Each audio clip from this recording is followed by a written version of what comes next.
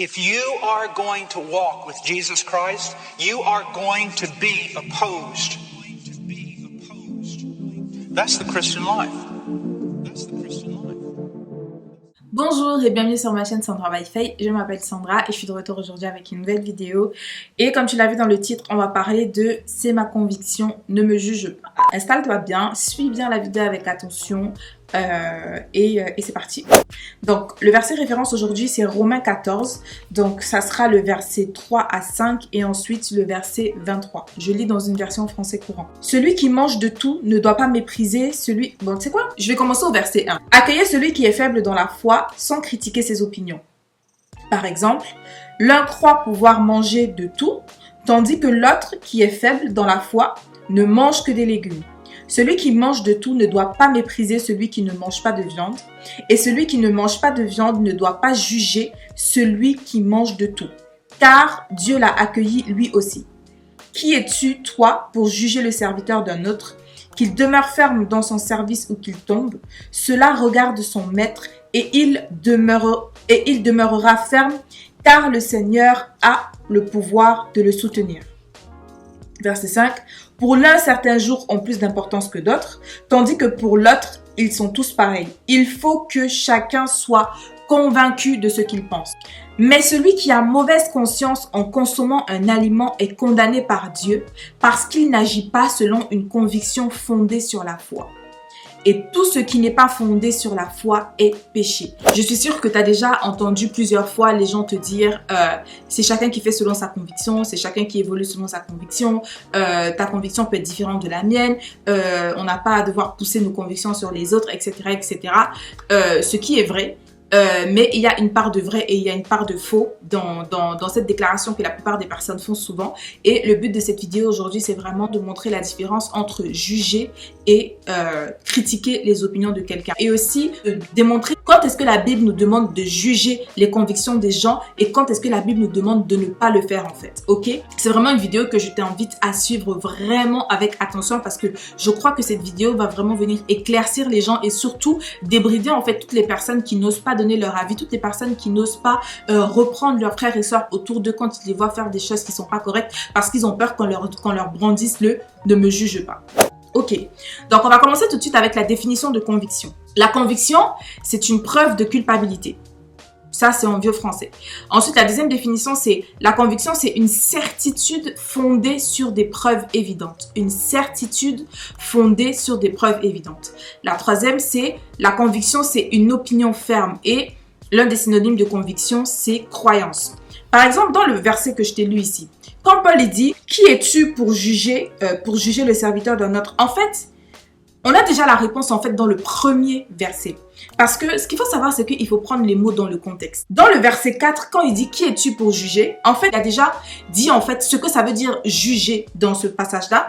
Et c'est le premier verset où il dit accueillez celui qui est faible dans la foi sans critiquer ses opinions. Donc ici, en fait, dans ce contexte-ci, quand Paul dit « ne jugez pas », en fait, il est en train de dire qu'on doit cesser de se critiquer les uns les autres sur nos décisions et sur des décisions qui ne sont pas substantiellement possibles de venir nous détourner de la foi. Sur des décisions, en fait, qui sont considérées comme mineures. Parce que dans le passage ici, il s'agit de frères et sœurs, en fait, qui se critiquent les uns les autres sur le fait du manger et du boire, en fait. Sur le fait que oui, il y en a qui ne mangent pas des légumes, donc ils estiment que non, si eux ils mangent pas des légumes, alors ils sont pas véritablement dans la foi. Et ceux qui mangent de la viande critiquent ceux qui mangent des légumes, ceux qui mangent des légumes critiquent ceux qui mangent de la viande. Et s'il faut ramener ça à notre culture actuelle, bah c'est en gros, si tu as des végétariens qui critiquent les véganes, tu as les véganes qui critiquent les végétariens, tu as les carnivores qui critiquent les véganes, tu as les véganes qui critiquent les carnivores, etc., etc., etc. On n'en a pas terminé. Donc, dans ce passage, en fait, Paul, il est en train de dire que en ce qui concerne ce genre de sujet, en ce qui concerne ce genre de domaine-là, nous, frères chrétiens, entre nous chrétiens, on doit arrêter de se critiquer là-dessus. Parce que la vérité, c'est que la Bible soutient totalement, que ce soit le véganisme, que ce soit le végétarisme, que ce soit le fait d'être carnivore. Et là, je vais te donner les versets bibliques. Donc là, par exemple, dans ce verset, Paul parle clairement des personnes qui sont végétariennes et des personnes qui ne sont pas végétariennes, tu vois, en disant Par exemple, l'un croit pouvoir manger de tout, tandis que l'autre qui est faible dans la foi ne mange que des légumes. Celui qui mange de tout ne doit pas mépriser celui qui ne mange pas de viande, et celui qui ne mange pas de viande ne doit pas juger celui qui mange de tout, car Dieu l'accueille lui aussi. Tu vois? Donc ici, dans ce contexte-là, juger veut dire mépriser, juger veut dire critiquer et critiquer les opinions de quelqu'un d'autre. Ensuite, dans Genèse 2, originellement, quand le Seigneur a créé l'homme et la femme, en fait, pour que l'homme soit vegan, que l'homme ne mange que des fruits et des légumes, tu vois. Genèse 2, 29, Dieu il dit, et il ajouta, sur toute la surface de la terre, je vous donne les plantes produisant les graines et les arbres qui portent des fruits avec pépins ou noyaux. Leurs graines ou leurs fruits vous serviront de nourriture. De même, je donne l'herbe verte comme nourriture à tous les animaux terrestres, à tous les oiseaux, à toutes les bêtes qui se meuvent au ras du sol, bref, à tout ce qui vit. Donc, initialement, en fait, Dieu avait prévu que l'homme soit vegan, donc il ne mange que des fruits et des légumes. Mais quand il y a eu la chute d'Adam et Ève et ensuite il y a eu le déluge et qu'il y a eu que Noé et Sem, Cham et Japheth qui ont dû repeupler la terre, etc., etc., les choses avaient changé en fait, parce qu'à partir du moment où Adam et Ève ont chuté, le péché est rentré en fait dans le monde. Et le fait que le péché soit rentré dans le monde est venu complètement changer les choses. Donc ce qui fait que c'est parti de « je vous donne les fruits et les légumes à manger » à « vous pouvez manger tout ce qui remue ». On est dans Genèse 9. Genèse 9 du verset 1 à 3. Dieu bénit Noé et ses fils en leur disant « multipliez-vous et peuplez la terre. Vous inspirerez désormais la plus grande crainte à toutes les bêtes de la terre, aux oiseaux, aux petits animaux et aux poissons. Vous pourrez disposer d'eux. » Verset 3. « tout ce qui remue et qui vit pourra vous servir de nourriture. Comme je vous avais donné l'herbe verte, je vous donne maintenant tout cela. Comme je vous avais donné l'herbe verte, je vous donne maintenant tout cela. Cependant, vous ne devez pas manger la viande qui contient encore la vie, c'est-à-dire le sang. » Donc, en gros, ici, la Bible est en train de nous dire que tu sois vegan, que tu sois végétarien, que tu sois carnivore, la Bible le soutient en fait. La Bible le soutient. Parce que le même Dieu qui avait dit à Adam et Ève, je vous donne les graines et les plantes, vient dire à Noé et à ses enfants, vous pourrez manger de tout, même de la viande, mais pas de viande qui contient du sang. D'accord? Donc, dans un contexte comme celui-là, comme je l'ai déjà dit plus haut, Paul nous dit de ne pas nous juger en fait les uns les autres, donc de ne pas nous critiquer et de ne pas critiquer nos différentes opinions parce que en fait sur des sujets comme cela, vraiment ça n'impacte pas notre foi en fait. Ça ne change pas qu'on est enfant de Dieu, qu'on mange de la viande ou qu'on ne mange pas de la viande. Ça ne touche pas à notre identité même d'enfant de Dieu. Ça ne touche pas et ça ne démontre pas non plus d'une valeur morale en fait décadente. Tu vois ce que je veux dire? Parce que c'est pour ça qu'il a dit au verset 5, il faut que chacun soit bien convaincu de ce qu'il pense parce que tout ce qui n'est pas le fruit, tout acte qui n'est pas fondé sur la foi est péché. Tout acte qui n'est pas fondé sur la foi est péché. Donc quand tu fais quelque chose, quand tu poses un acte, si cet acte-là n'est pas fondé sur la foi, c'est péché. Si cet acte-là, tu ne le fais pas en étant convaincu, en ayant une ferme opinion que ce que tu fais est juste, alors c'est péché, ne le fais pas. Mais si tu le fais et que c'est fondé sur la foi, et que tu en es convaincu, personne n'a le droit de venir te juger par rapport à cela, tant et aussi longtemps que c'est fondé sur la foi. Mais maintenant, la nuance, elle arrive quand tu as des gens, en fait, qui font des choses qui sont bibliquement anti-bibliques. Ça veut dire que tu as quelqu'un qui va poser un acte, tu as quelqu'un qui va aller voler et qui va te dire non, moi je vole parce que c'est la conviction que j'ai. J'ai la conviction que j'ai le droit de taper dans les caisses du travail parce que ma famille a besoin d'argent pour être nourrie. J'ai la conviction que j'ai le droit de taper dans les caisses du travail parce que je dois aller soigner mes parents, parce que je dois aller soigner un parent qui est malade, parce que je dois aider, etc. Donc quand tu as quelqu'un qui va te dire qu'il a une conviction de faire quelque chose contre quoi la Bible met en garde, alors là, tu as le droit de juger, tu as le droit de donner une opinion, tu as le droit de critiquer ce choix parce que en fait c'est un choix qui n'est pas biblique. Et c'est là où Paul dit dans 1 Corinthiens 2:15, l'homme spirituel juge de tout. L'homme spirituel juge de tout. D'accord? Et quand il s'agit du péché, on a le droit justement de juger parce que l'homme spirituel juge de tout. Donc maintenant, pour continuer, comme je te dis, on va remettre les choses ici dans le contexte. Quand effectivement tu te retrouves face à quelqu'un comme ça qui va faire quelque chose, qui va poser un acte qui est clairement anti-biblique, là tu as le droit de juger. Et donc dans ce contexte-là, on va voir ce que ça veut dire juger. Donc juger, le verbe veut dire soumettre à la décision de sa juridiction. Donc tu vois déjà que cette définition-là ne nous concerne pas parce que ça ne colle pas avec le contexte dans lequel nous sommes. Ensuite, la deuxième définition, c'est juger, c'est prendre nettement position sur. Juger, c'est prendre nettement position sur. Et quand on revient à 1 Corinthiens 2,15 où Paul dit l'homme spirituel juge de tout, alors l'homme, ça veut dire l'homme spirituel prend nettement position sur tout. L'homme spirituel a un avis sur tout. Et la troisième définition de juger, c'est soumettre quelqu'un ou quelque chose au jugement de la raison, de la conscience, pour se faire une opinion ou pour émettre une opinion sûre. Donc, l'homme spirituel juge de tout. Donc, l'homme spirituel a le droit de soumettre au jugement de la raison, de la conscience pour se faire une opinion et pour émettre une opinion. Et ici, les synonymes de juger sont apprécier, considérer ou examiner. Et il y a un verset de la Bible qui nous dit de tout examiner à la lumière de la parole et d'avoir le discernement, de ne pas donner foi à tout esprit, mais de discerner de tout. Ensuite, je vais te donner la définition de jugement parce que tu as jugé le verbe et tu as jugement le mot. Le jugement, c'est une action de juger, c'est une décision de justice. Encore une fois de plus, dans le contexte présent, c'est une définition qui ne nous concerne pas. La deuxième définition de jugement, c'est une opinion favorable ou défavorable. L'homme spirituel juge de tout. L'homme spirituel a une opinion favorable ou défavorable en ce qui concerne tout. Et tu vois que c'est soit l'opinion elle est favorable, soit elle est défavorable. Il n'y a pas de je sais pas me décider, je sais pas où me positionner parce que en fait, la Bible nous appelle à avoir des positions tranchées, à avoir des opinions tranchées. Soit tu es pour, soit tu es contre. Soit tu es pour Dieu, soit tu es contre Dieu. Soit tu agis pour Dieu, soit tu agis contre Dieu. Soit tu fais ce que Dieu dit, soit tu ne fais pas ce que Dieu dit. Il n'y a pas de moitié, non, j'ai fait 50 et puis non. Soit tu es pour, soit tu es contre. Et Jésus lui-même, il a dit, celui qui n'amasse pas avec moi, détruit contre moi. Donc, l'homme spirituel juge de tout. L'homme spirituel doit avoir une opinion favorable ou défavorable, donc doit se positionner d'un côté ou de l'autre. Et Dieu aussi a dit, soit tu es chaud, soit tu es froid, mais si tu es tiède, je te vomirai de ta bouche parce que tu dois être soit chaud, soit froid. Donc tu dois avoir une position, ok? Et la troisième définition de jugement, c'est faculté de l'esprit permettant de bien juger de choses qui ne font pas l'objet d'une connaissance immédiate certaine, ni d'une démonstration rigoureuse. Et le synonyme de jugement, c'est discernement. Donc, quand Paul nous dit l'homme spirituel juge de tout, ça veut dire que l'homme spirituel a du discernement sur tout. L'homme spirituel a une opinion favorable ou défavorable sur tout.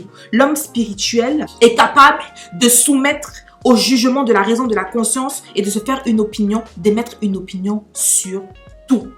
On continue avec les définitions. On a parlé d'opinion. Opinion, c'est une manière de penser, une manière de juger.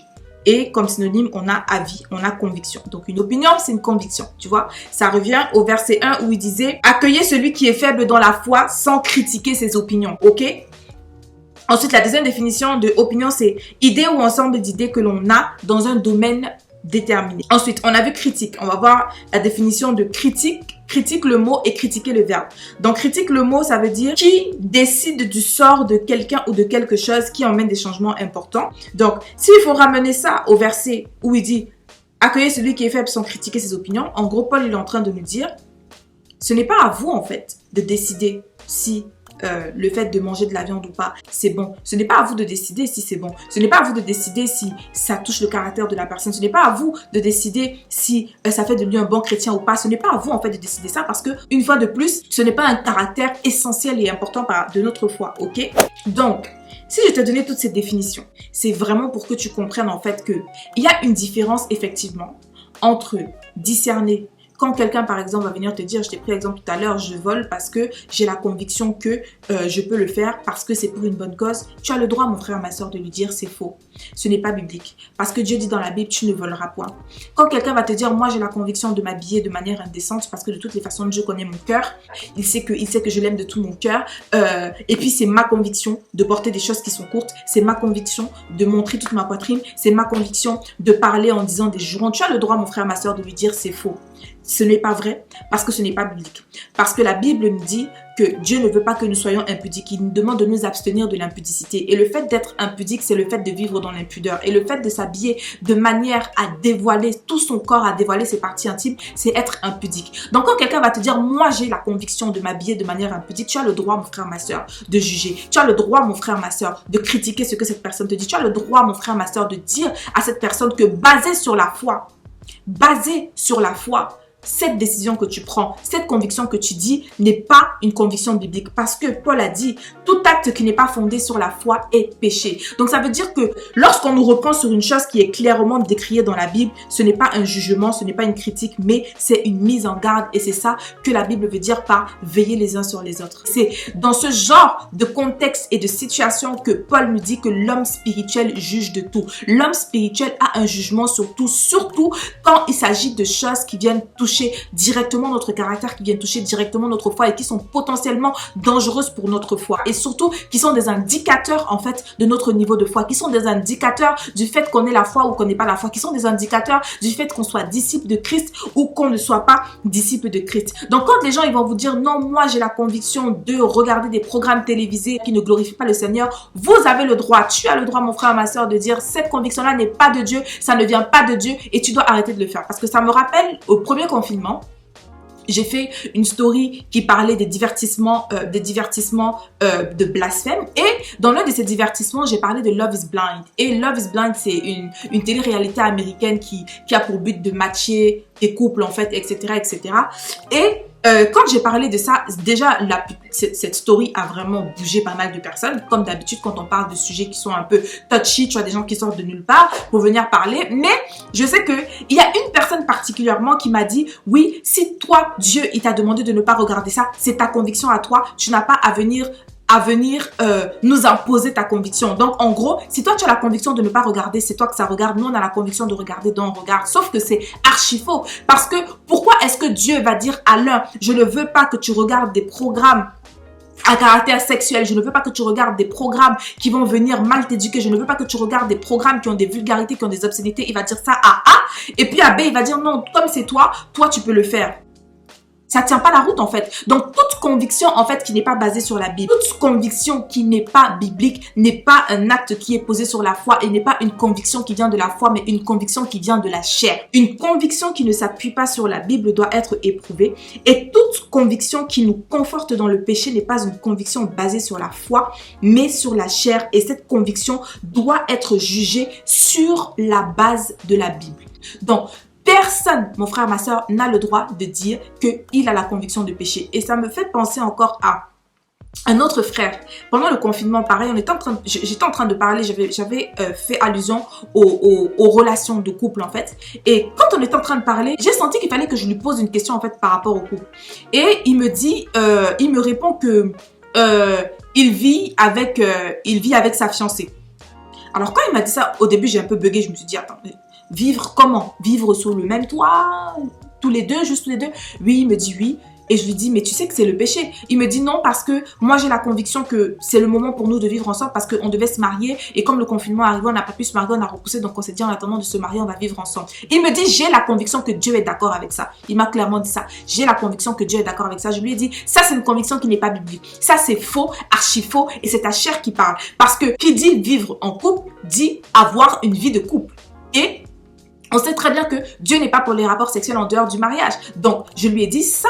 Tu dis que tu es convaincu que Dieu est d'accord avec ça, mais ce n'est pas biblique. Donc ça, ce n'est pas une conviction biblique. Ce n'est pas une conviction qui vient de la Bible. Ce n'est pas une conviction qui est appuyée sur la Bible. C'est une conviction qui est appuyée sur ta chair. Donc, dans ce cas précis-là, mon frère, ma soeur, tu as le droit de juger. Tu as le droit de donner ton avis. Tu as le droit de remettre en question, en fait. Tu as le droit de remettre en question cette opinion-là. Tu as le droit de remettre en cause cette opinion-là et surtout de dire au frère ou à la soeur, ça, ce n'est pas biblique. Et n'aie pas peur que les gens ils ont envie de te dire ne me juge pas, faut pas me juger, faut pas me juger. Mais la Bible dit que l'homme spirituel juge du tout. Donc je suis en droit de juger, particulièrement quand il s'agit de quelque chose qui touche directement à ta foi. Donc pour tout ce qui est sujet mineur, tout ce qui est le manger, le boire, tout ce qui est oui tu portes du jaune au lieu de porter du vert. Tout ce qui est tu conduis une Mercedes au lieu de conduire une Toyota. Tout ce qui est, tu vois les choses mineures comme ça. Paul lui dit d'arrêter de nous critiquer parce que ça ne sert à rien. Oui, tu te maquilles, oui, tu mets du parfum, oui, tu t'épiles, oui, tu te coupes les cheveux, oui, tu t'es fait une couleur dans les cheveux, oui, ce sont des choses en fait qui sont qui sont infimes en fait parce que ça ne touche pas à notre identité et ce n'est pas ça qui vient déterminer de si nous sommes enfants de Dieu ou pas. Par contre, si tu as quelqu'un qui vient te dire clairement qu'il est convaincu de vivre dans le péché, alors là, ça touche directement à l'identité de l'enfant de Dieu parce que ça voudrait dire que Dieu est d'accord avec le péché. Or, on sait très bien que Dieu n'est pas d'accord avec le péché parce que c'est le péché qui a envoyé Jésus-Christ à la croix. Pour conclure, je vais te lire Romains 15 du verset 1 à 2. Paul il dit « Nous qui sommes forts dans la foi, nous devons prendre à cœur les scrupules des faibles. Nous ne devons pas rechercher ce qui nous plaît. Il faut que chacun de nous cherche à plaire à son prochain pour son bien, pour le faire progresser dans la foi. » Donc, qu'est-ce qu'il faut retenir en fait de tout ça? Il faut retenir une chose. Pour toutes les personnes qui sont matures spirituellement, qui ont compris ce que je viens de dire, d'accord? Nous devons être ces personnes-là qui vont justement montrer l'exemple. D'accord? On doit être ces personnes-là qui vont montrer l'exemple. C'est-à-dire que si on est conscient qu'il y a des actes qu'on pose qui, pour nous, on sait très bien que ce n'est pas un péché. Tu vois, par exemple, si moi aujourd'hui, je pars dans une église où on considère que si on m'invite, parce que moi personnellement, je sais que je ne pourrais pas nécessairement évoluer dans une église où on considère que la femme ne doit pas prêcher, ou en tout cas à long terme, hein, dans une église où on considère que la femme ne doit pas prêcher, ou dans une église où on considère que les femmes ne doivent porter que les jupes.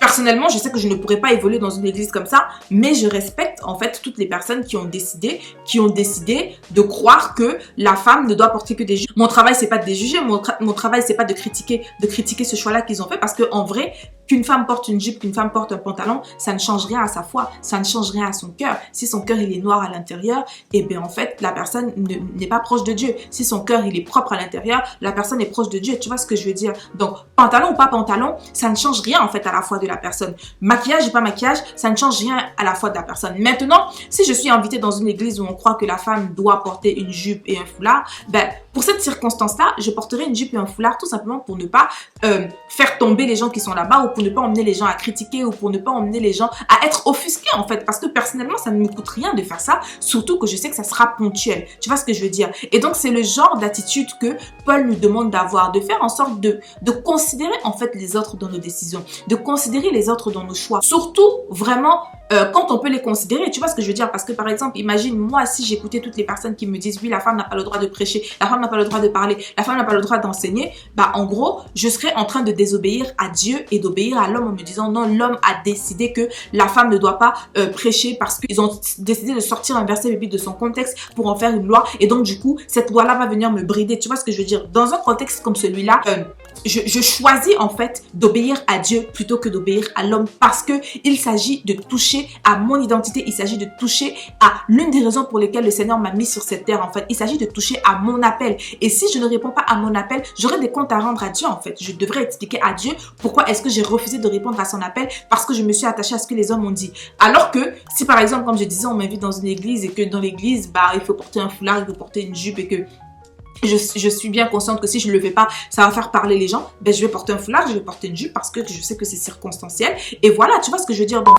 prendre dans le meilleur des cas et au mieux qu'on peut vraiment en considération le fait que il y a des gens autour de nous qui sont plus faibles dans la foi que nous, et le prendre en compte en fait, tu vois. Donc par exemple sur les réseaux sociaux, il y a des choses que je ne vais pas publier, même si je sais que le publier, moi ça me choquera pas. Je sais que il y a beaucoup de personnes qui ne seront pas choquées. Je sais quand même que ça choquera certaines personnes en fait, et je sais que certaines personnes ne comprendront pas. Donc pour éviter des débats inutiles, pour éviter des querelles inutiles, pour éviter des discussions inutiles et folles, je ne le fais pas parce que je veux préserver en fait les gens et parce que je veux me préserver. Tu vois ce que je veux dire? Donc c'est comme ça que Paul nous encourage en nous disant vraiment que nous qui sommes forts dans la foi, nous devons prendre à cœur les scrupules des faibles. Maintenant, on doit le faire dans la limite du possible et dans la limite établie en fait par la Bible. Parce que tout ce qui sort du cadre biblique n'est plus biblique. Tout ce qui sort du cadre biblique n'est plus basé sur la foi chrétienne. Tout ce qui sort du cadre biblique n'est plus basé sur Dieu, sur Jésus-Christ, mais est basé sur toute autre chose. Et Dieu ne veut pas qu'on se base